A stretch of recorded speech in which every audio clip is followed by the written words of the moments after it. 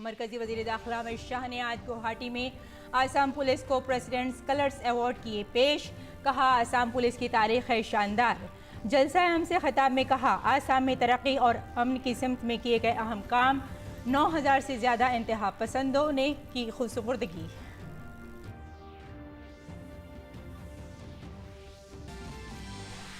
सूरतगढ़ में booth division करारदाद conference में राजस्थान की कांग्रेस हुकूमत पर जबर से जेपी नड्डा। कहा, इख्तिदार, अमन, तरक्की और सखाफत के लिए मशहूर राजस्थान में आज के लीडर का ताल्लुक है बदनवानी और बेहयाई से। यहाँ की हुकूमत खवातीन और दलितों को हरासा कर रही है।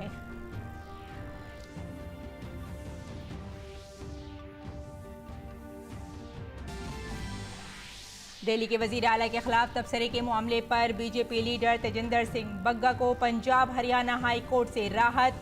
गिरफ्तारी पर 5 जुलाई तक लगाई रोक। बग्गा के खिलाफ मोहाली की अदालत ने जारी किया था गिरफ्तारी वारंट।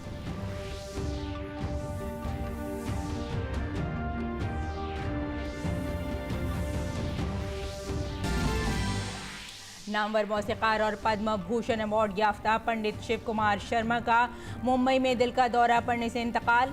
84 साल की उम्र में लिया आखिरी सांस। वजीर आजम ने पंडित शिव कुमार शर्मा के इंतकाल पर किया ताज़ियत का इजहार। और श्रीलंका में वजीर आजम महिंद्रा राजपक्षे के इस्तीफे के बाद भी नहीं थमा सका तशद्दुद का सिलसिला। हुकूमत मुखालफिन ने वजीर आजम की आबाई रिहाइशगाह समेत मुतादिद अराकीन पार्लियामेंट के घरों को लगा दी आग। हुक्मरान जमात के हामियों ने हुकूमत मुखालिफ मुजाहिरीन पर कर दिया हमला। मुल्क भर में कर्फ्यू जारी। और भारतीय बैडमिंटन टीम का ओवर कप में अपनी शानदार कारकर्दगी का सिलसिला जारी। भारतीय खवातीन ने अमेरिका को 4-1 से दी शिकस्त। सिंधु, आरकाशी और अश्मिता ने सिंगल्स मैच जीते। तनीशा और ट्रेसा ने डबल्स मैच भी जीते। हिंदुस्तानी खवातीन का अब अगले मैच में जनूबी कोरिया से होगा मुकाबला। आईपीएल में आज गुजरात टाइटंस और लखनऊ सुपर जायंट्स के दरमियान होगा मुकाबला।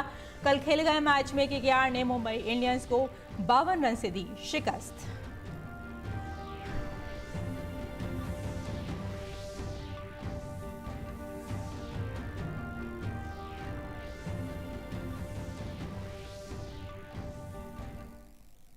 आदाब नाज़रीन, खबरनामे में आपका इस्तकबाल है। मैं हूं आपके साथ रेशमा फारूकी। आइए तफसील से अब खबरों पर नजर डालते हैं। भारतीय मौसीकार और संतूर नवाज पंडित शिव कुमार शर्मा का मुंबई में दिल का दौरा पड़ने से इंतकाल हो गया। उनकी उम्र 84 बरस थी। वो गुज़िश्ता 6 माह से गुर्दे की बीमारी में मुब्तला थे और डायलिसिस पर थे। ख्याल रहे कि पंडित शिव कुमार शर्मा का सिनेमा की दुनिया में अहम किरदार रहा है। बॉलीवुड में शिव हरी नाम से मशहूर शिव कुमार शर्मा और हरि प्रसाद चौरसिया की जोड़ी ने कई सुपरहिट गानों को म्यूजिक दिया। इनमें सबसे मशहूर फिल्म चांदनी का मेरे हाथों में 9 चूड़ियां रहा, जो आजहानी अदाकारा श्रीदेवी पर बनाई गई थी। भारतीय मौसीकी को उनके खास अंदाज की वजह से बैनुल-अक़वामी शोहरत मिली। पंडित शिव कुमार शर्मा को पद्मश्री, पद्म भूषण और संगीत नाटक अकादमी से नवाजा गया है।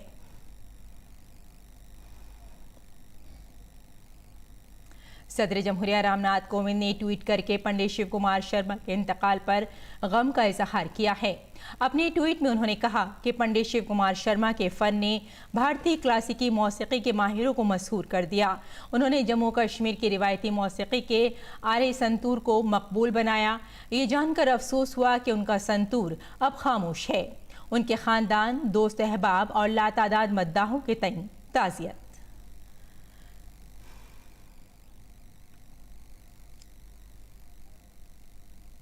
वज़ीर आज़म नरेंद्र मोदी ने मारूफ संतूर नवाज पंडित शिव कुमार शर्मा के इंतकाल पर अफसोस का इजहार किया है। अपने ट्वीट में उन्होंने कहा कि पंडित शिव कुमार शर्मा जी के इंतकाल से हमारी सखाफत को नुकसान पहुंचा है। उन्होंने संतूर को आलमी सतह पर मकबूल बनाया।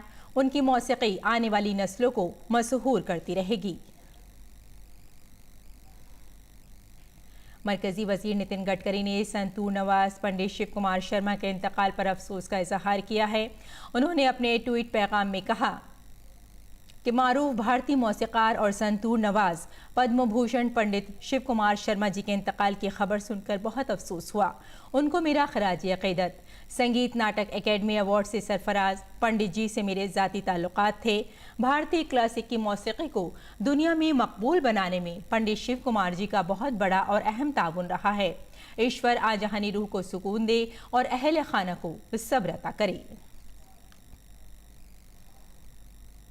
मरकजी वजीर मनसुख मांडविया ने संतूर नवाज, पंडित शिव कुमार शर्मा के इंतकाल पर अफसोस का इजहार किया है।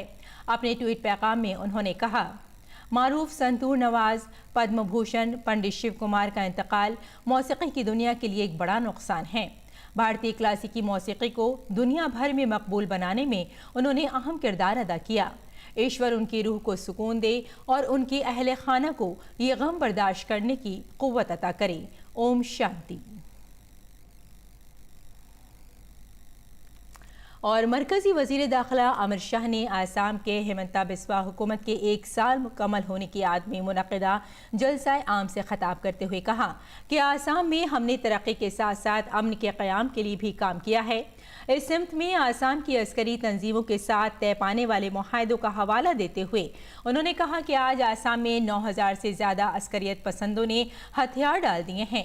उन्होंने कहा कि इसके नतीजे में अफस्पा को आसाम के 60% इलाकों से हटा दिया गया है। संगठनों के साथ कई समझौते हुए 9000 से ज्यादा उग्रवादी हथियार डालकर आज मेन स्ट्रीम में शामिल हुए। कार्बी का समझौता हो या बोडोलैंड के साथ समझौता हो, दोनों समझौतों ने आसाम को उग्रवाद से मुक्त करने का काम किया। पड़ोसी राज्यों की सीमाओं के साथ भी सारे विवाद को सुलझाने के लिए हम आगे बढ़ रहे हैं और 30 साल के बाद मित्रों, 30 साल के बाद आसाम से 60% से ज्यादा क्षेत्र में से अफस्पा हटाने का काम भारतीय जनता पार्टी की नरेंद्र मोदी सरकार और हेमंत बिस्वा शर्मा ने किया है। इससे कबल आसाम दौरे के दूसरे दिन वजीर दाखिला अमित शाह ने आज गुवाहाटी में आसाम पुलिस को प्रेसिडेंट्स कलर्स अवार्ड तकसीम किए। आसाम ये एजाज़ हासिल करने वाला मुल्क की 10वीं रियासत है। वजीर दाखिला आज गुवाहाटी में हिमंता बिस्वा शर्मा की पहली सालगिरह पर मुनक़िदा प्रोग्राम में भी हिस्सा लेंगे। इसके बाद गुवाहाटी में पुलिस दफ्तर की इमारत समेत मुख्तलिफ तरक्याती कामों का संग बुनियाद रखेंगे। आसाम पुलिस को प्रेसिडेंट्स कलर्स अवार्ड दिए जाने के मौके पर वजीर दाखिला ने कहा कि एक फ़ख्र का पल है। इस मौके पर वजीर दाखिला ने कहा कि आसाम में अफस्पा के तहत आने वाले इलाकों को कम कर दिया गया है। उन्होंने ये भी कहा कि आने वाले वक्त में हम ये यकीनी बनाएंगे कि रियासत के सभी इलाकों से अफस्पा हटा दिया जाए। वज़ीर दाखिला ने कहा कि मरकजी हुकूमत इंतहा पसंदों के ग्रुप से बात कर रही है और आने वाले दिनों में आसाम में सभी मसाइल को हल करने का काम हो रहा है। इससे कबल मरकजी वजीर दाखिला अमित शाह ने आज गुवाहाटी के स्टेट गेस्ट हाउस में शजरकारी भी की।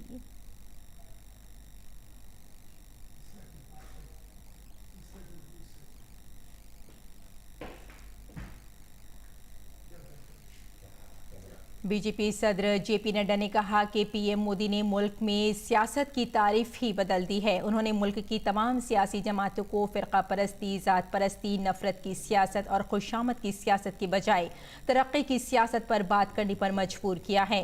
बीजेपी सदर ने ये बात राजस्थान के सूरतगढ़ में मुनक़िद बूथ संकल्प सम्मेलन में कही। भारत की राजनीति की संस्कृति बदल दी, कल्चर बदल दिया। अब हमारे विरोधियों को भी आना पड़ता है तो विकास की बातें करनी पड़ती। पहले क्या करते थे? जातिवाद, संप्रदायवाद, इलाकावाद, ऊपर नीचे का भेदभाव, जाति का भेदभाव, परिवार का भेदभाव, ये सारे भेदभाव में डिवाइड एंड रूल करके वो चुनाव जीते। आज मजबूरन उनको भी विकास की कहानी कहनी पड़ी।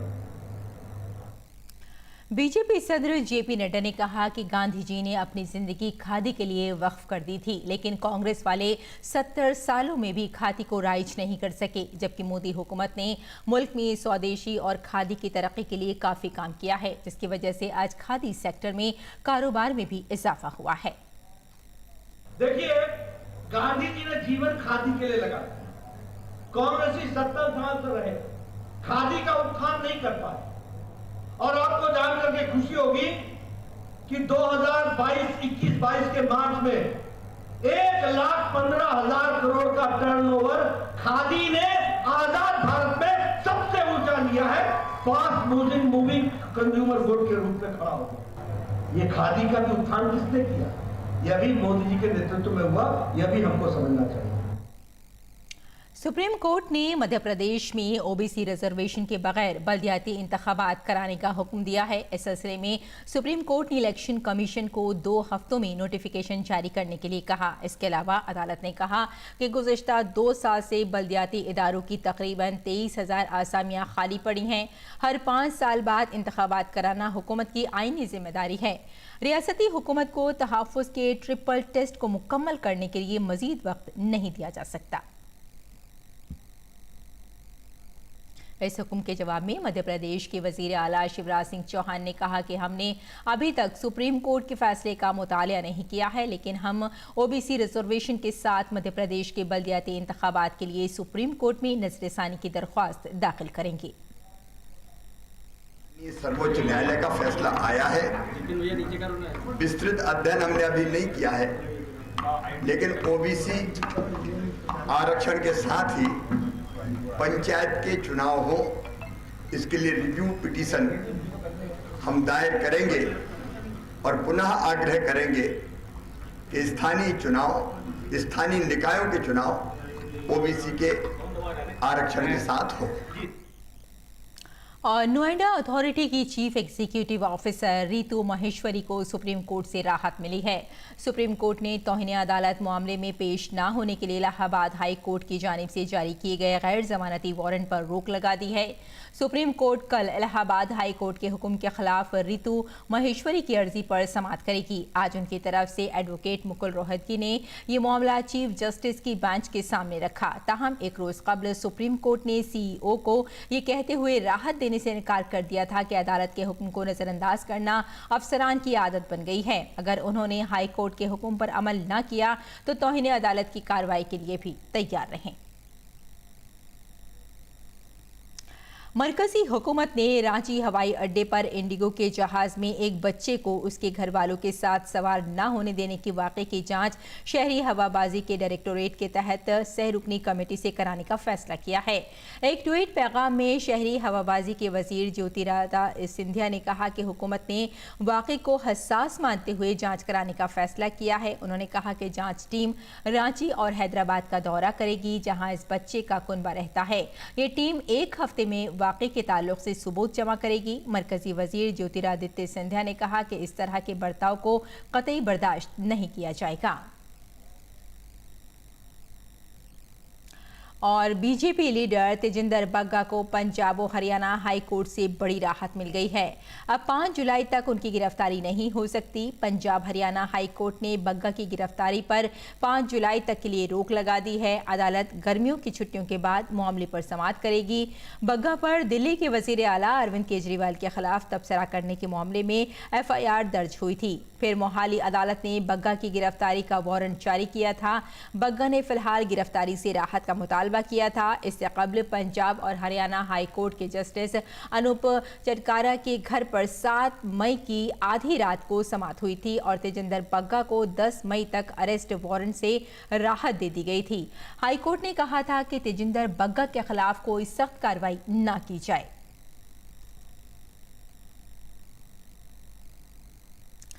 नाज़रीन, मारूफ शायर और नग़मा निगार कैफी आज़मी का आज यौम वफ़ात है। कैफी आज़मी को जहां अदब और तरक्की पसंद शोरा में ऊंचा मुकाम हासिल है, वहीं बॉलीवुड में एक नग़मा निगार की हैसियत से भी उन्हें शोहरत हासिल है। कैफी आज़मी का पूरा नाम अतहर हुसैन रिजवी था। उनकी पैदाइश उत्तर प्रदेश के आजमगढ़ में हुई। वो महज 11 साल की उम्र में शायरी उन्होंने शुरू कर दी थी। उनकी पहली नज़्म इस तरह थी: मुद्दत के बाद उसने जो उल्फत से की नजर, जी खुश तो हो गया मगर आंसू निकल पड़े। एक तुम कि तुमको फिक्रे नशीबो फराज है, एक हम कि चल पड़े तो बहरहाल चल पड़े। मौसीकी से दिलचस्पी रखने वाला कौन सा इंसान होगा जिसने ये शेर न सुना होगा। जगजीत सिंह ने अपनी आवाज़ से इसे अमर कर दिया है।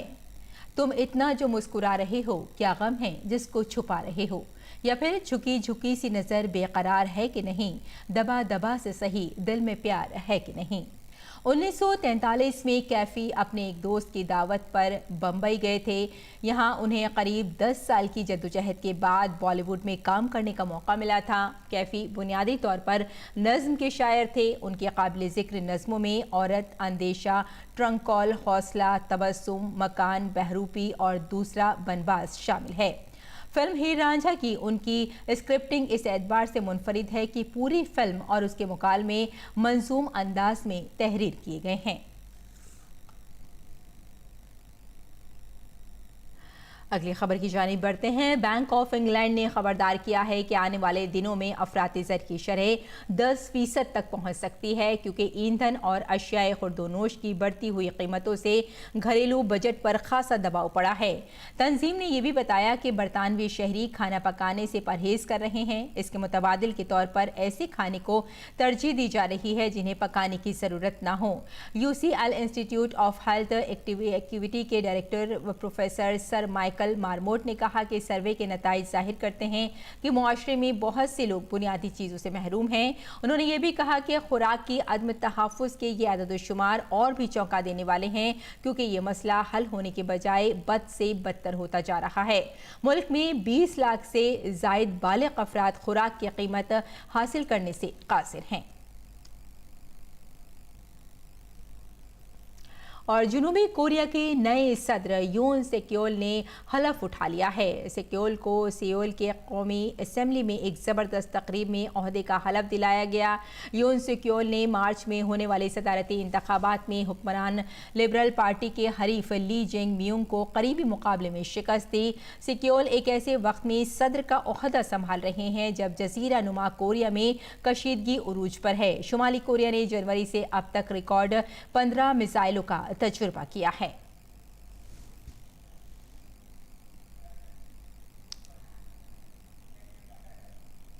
क्यूबा के एक लग्जरी होटल में जोरदार धमाके में मरने वालों की तादाद 35 हो गई है। दारुल हुकूमत हवाना के लग्जरी होटल साराटोगा में 96 कमरे हैं। जुमे को ये धमाका होटल के तज़ीनो आराइश के दौरान गैस के इखराज से हुआ। 20 जख्मी मरीज अब भी अस्पताल में दाखिल हैं, जबकि 10 के करीब अफराद ताहाल लापता बताए जाते हैं। और बोलीविया के शहर पोटूसी में तलबा पर आंसू गैस के गोले दागे जाने के बाद भगदड़ मचने से कम 5 अफराद हलाक और 50 जख्मी हो गए। मुकामी पुलिस ने कल ये इत्तला दी। मालूमात के मुताबिक ये वाक़या टॉम्स फ्रेश यूनिवर्सिटी में उस वक्त पेश आया जब तलबा यूनिवर्सिटी के मैदान में आइंदा स्टूडेंट्स काउंसिल के इलेक्शन के हवाले से मीटिंग कर रहे थे।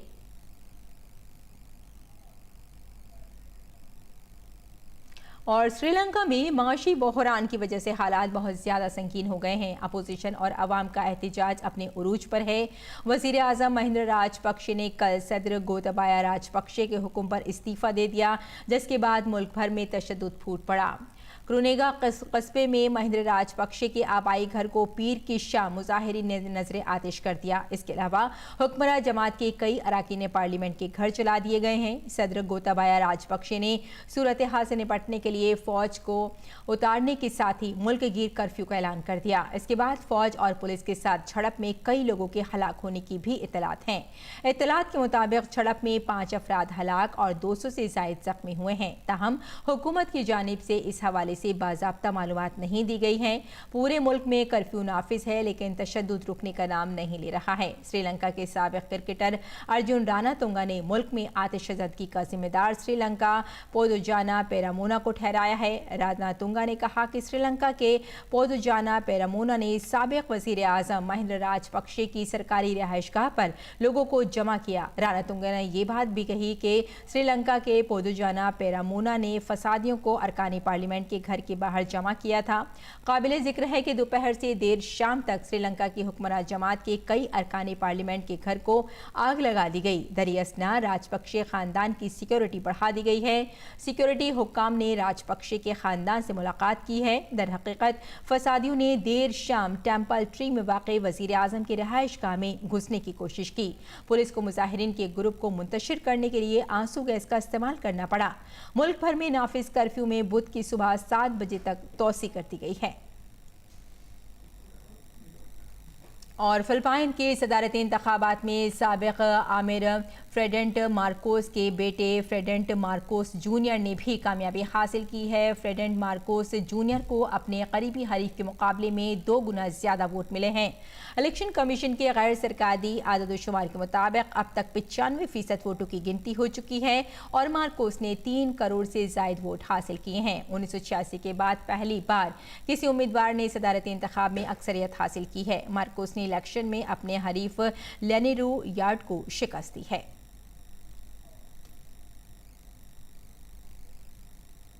और अमेरिकी सदर जो बाइडन ने कल Ukraine democracy defence land lease act 2022 पर दस्तखत किए, जिसके बाद यह कानून बन गया। इस कानून की वजह से अब यूक्रेन को फौजी आलात पर बरामद करना आसान हो गया है। अमेरिका के लैंड लीज एक्ट के जरिए ही दूसरी आलमी जंग के दौरान हिटलर को हराने में आसानी हुई थी।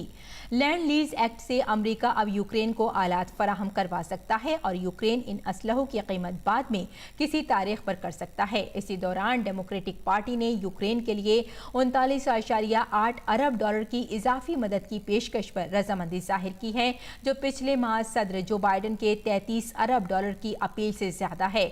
अगर इस बात पर भी इत्तेफाक होता है तो ऐवान नुमाइंदगान इस मंसूबे पर आज वोटिंग हो सकती है। और अमेरिका ने रूसी सदर व्लादिमीर पुतिन के यौम फतह के खिताब को नजरसानी की तारीख करार देते हुए मुस्तरद कर दिया है और कहा है कि यूक्रेन जंग के लिए मगरबी जारहियत को मोरिद इल्जाम ठहराने के लिए पुतिन की तजवीज़ मुज़हक़ा खेज़ है। व्हाइट हाउस की प्रेस सेक्रेटरी जेन साकी ने सहाफ़ियों को बताया कि पुतिन की तकरीर नजरसानी की तारीख थी, जिसने प्रोपेगेंडे की शक्ल इख्तियार कर ली।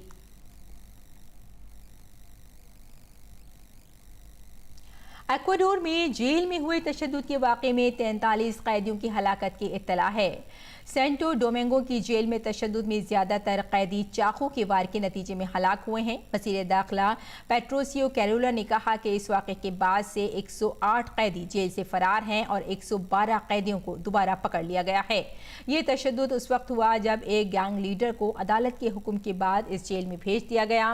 इक्वाडोर में मंशियात की स्मगलिंग के मामले पर ग्रोहों के दरमियान तशद्दुद जारी है। गुज़िश्ता साल इक्वाडोर में जेल तशद्दुद में 316 कैदी मारे गए थे। और अपने पहले सीजन में ही शानदार कारकर्दगी का मुजाहरा करने वाली Gujarat Titans Lucknow super giants की टीम आज जब आईपीएल में आमने सामने होगी तो उनकी नज़रें प्ले ऑफ में जगह हासिल करने पर होंगी। गुजरात की टीम ज़्यादातर वक्त लीग में सरफहरिस्त रही, लेकिन बल्लेबाजों की नाकामी की वजह से उसे आखिरी 2 मैचों में शिकस्त का सामना करना पड़ा। इसकी वजह से उसकी जगह लखनऊ की टीम टॉप पर पहुंच गई। ताहम इन दोनों टीमों के 16 पॉइंट्स हैं और जो टीम ये मैच जीतेगी वो प्ले ऑफ में जगह यकीनी बना लेगी। 2 बार की चैंपियन कोलकाता नाइट राइडर्स ने आईपीएल के 56वें मैच में मुंबई इंडियंस को 52 रन से शिकस्त दे दी। डीवाई पाटिल स्टेडियम में खेले गए इस दिलचस्प मैच में टॉस हारने के बाद पहले बल्लेबाजी करते हुए कोलकाता ने 20 ओवर में 9 विकेट के नुकसान पर 165 रन बनाए। जसप्रीत बुमराह ने खतरनाक बॉलिंग करते हुए 4 ओवर में 10 रन देकर 5 विकेटें हासिल की। 166 रन के हदफ का ताक़ुब करते हुए मुंबई की टीम 113 रन पर ढेर हो गई। इस जीत के साथ ही कोलकाता की प्ले ऑफ की उम्मीदें बरकरार रहीं। कोलकाता की अब 12 मैचों में 5 जीत और 7 हार के साथ 10 पॉइंट्स हैं। टीम पॉइंट्स टेबल में 9 से 7वें नंबर पर पहुंच गई है। इसके साथ ही मुंबई इंडियंस की टीम पॉइंट्स टेबल में सबसे नीचे है। इस सीजन में मुंबई की ये 9वीं हार थी। टीम ने 11 में से 2 मैच जीते हैं और 4 पॉइंट्स के साथ 10वें पोजीशन पर बरकरार है। ये मुंबई के लिए अब तक का बदतरीन सीजन साबित हुआ है। इससे कबल टीम 2009, 2014 और 2018 में 8-8 मैच हारी थी। टीम आईपीएल की तारीख में पहली बार एक सीजन में 9 मैच हारी है। तो नाज़रीन, खबरनामे में फ़िलहाल इतना ही। इजाज़त दें। आदाब।